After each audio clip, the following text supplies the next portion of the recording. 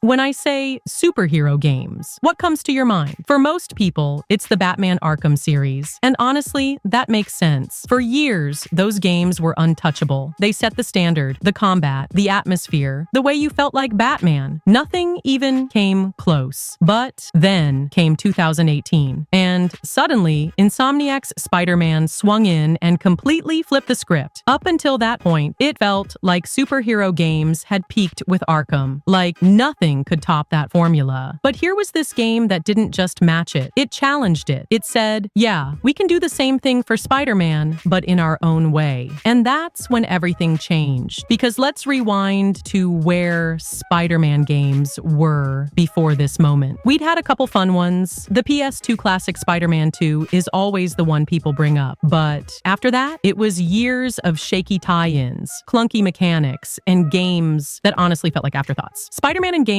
was more nostalgia than relevance. So when Insomniac announced they were making a new Spider-Man, people were excited, but also cautious. Could they really do it justice? Could they bring the wall crawler back in a way that felt modern? And the second that game dropped in September 2018, the answer was obvious. So let's talk about how this all really started. Because before Spider-Man 2018, before Insomniac was the studio everyone trusted with Marvel's biggest hero, they made this little Xbox exclusive called Sunset Overdrive. Now, if you remember Sunset Overdrive, it was loud, it was colorful, it was chaotic. It had you grinding on rails, wall running, bouncing off cars, and chaining together wild movement combos in this open city overrun with mutants. It didn't take itself seriously at all. It was basically Insomniac cutting loose. And here's the thing. While it didn't blow up in sales, people who played it noticed something special. They said, hold on, if Insomniac can make traversal and combat feel this good, imagine what they could do with Spider-Man. And that thought stuck, because movement is Spider-Man's whole identity. Swinging, flipping, chaining moves together. It's the fantasy every Spidey fan wants. Sony clearly noticed too. They looked at Sunset Overdrive and saw a team that had mastered fast, stylish movement in an open world. So when the chance came to pitch for a Marvel project, Insomniac didn't just get lucky. They had proof. They had the foundation. They showed they could take something as simple as getting from point A to point B and make it the most fun part of the game. Think about where Spider-Man games were before Insomniac came in. We had some decent ones, like Spider-Man 2 on the PS2. People still swear by that swinging. But after that, it was years of hit-or-miss movie tie-ins, awkward mechanics, and games that felt more like quick cash grabs than love letters to the character. So when Insomniac announced they were doing a full-on Spider-Man game, people were excited but also nervous. Like, could they actually pull it off? Could they make Spider-Man feel like Spider-Man again? And man, when that game finally dropped in September 2018, it was like a shockwave. It wasn't just a good superhero game. It was the Spider-Man experience we'd all been waiting for. From the first time you swing out of Peter's apartment, you can feel it. The momentum, the speed, the way the city opens up in front of you. It's instantly like, oh yeah, they nailed it. And here's the wild part. It wasn't tied to a movie. It wasn't forced to follow some studio script. This was its own original take on Spider-Man, and it had the freedom to tell a story with an older, more experienced Peter Parker. That alone made it stand out, because instead of doing the classic origin story again, they jumped straight into a Spider-Man who's already in his prime. In 2018, this felt like the return of a legend. It was Spider-Man back at the top of gaming, back in the conversation with the big boys, the Arkham games, the Uncharted's, all those heavy hitters. And honestly, it didn't just stand next to them, it went toe to toe. And you know what surprised me the most about Spider-Man 2018? It wasn't just the swinging or the combat or the city, it was the story. Because let's be honest, superhero games don't always nail that part. Sometimes the narrative is just an excuse to string missions together. But here, this felt like an actual Spider-Man comic brought to life. And the genius move Insomniac made was skipping the origin story. We didn't need to see Uncle Ben die again. We didn't need, with great power comes great responsibility for the millionth time. Instead, they gave us an older, more experienced Peter Parker, someone who's already been Spider-Man for 8 years, who knows what he's doing, but is still struggling to balance his life. And that made it way more relatable. You see his relationships play out with MJ, with Aunt May, even his mentorship with Miles. And And then there's Otto Octavius. The way the game builds up their friendship, only to rip it apart in the most tragic way possible, man. That hits hard. By the time you get to that final fight on the skyscraper, it doesn't feel like a boss battle. It feels like a betrayal. It feels personal. And let's not forget the ending. Aunt May's sacrifice, that broke people. Like, I've seen full-grown adults admit they cried at that scene. And that's when you realize this wasn't just a fun superhero romp. This was one of the best Spider-Man stories ever told across any medium. Games, movies, comics, you name it. 7 years later, that story still holds up. Even after Miles Morales and Spider-Man 2 raised the stakes with Venom and all the blockbuster set pieces, there's something so tight and so emotional about the 2018 game. It's Peter's story, pure and simple. And honestly, it might still be Insomniac's best. But now, sitting here in 2025, we've had Miles Morales and Spider-Man 2. So the real question is, does the original still hold up? And honestly, yeah, it does, but in a very different way. The swinging in 2018 is still unmatched for me. It's simple, it's pure, it's elegant. You don't even have to think, you just flow. Spider-Man 2 added web wings, crazy traversal combos, and all these upgrades that make you feel like a rocket flying through the city. It's faster, it's flashier, but sometimes it feels like it trades a little bit of that grounded, weighty momentum the 2018 game perfected. Story-wise, I'd say the first one still hits harder. You've got Peter at his best and his worst, balancing his personal life, being a mentor to Miles, and then that devastating face-off with Doc Ock. It's tight, emotional, and focused. Spider-Man 2 goes bigger, right? Two protagonists, Venom, Kraven, all these moving parts. It's epic and cinematic as hell, but it doesn't always land with the same emotional punch. Like 2018 feels like a personal story, while Spider-Man 2 feels like a blockbuster. Now, the city, let's be real. Going back to the 2018 map now, it feels a bit small. Manhattan is gorgeous, but after swinging through Queens and Brooklyn in Spider-Man 2, you kind of realize how limited the original was. But at the same time,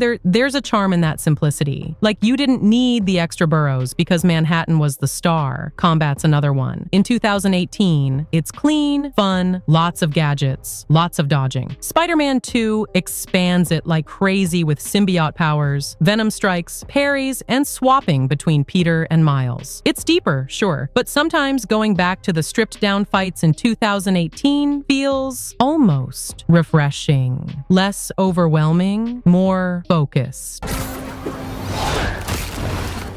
Clear out! I've got this!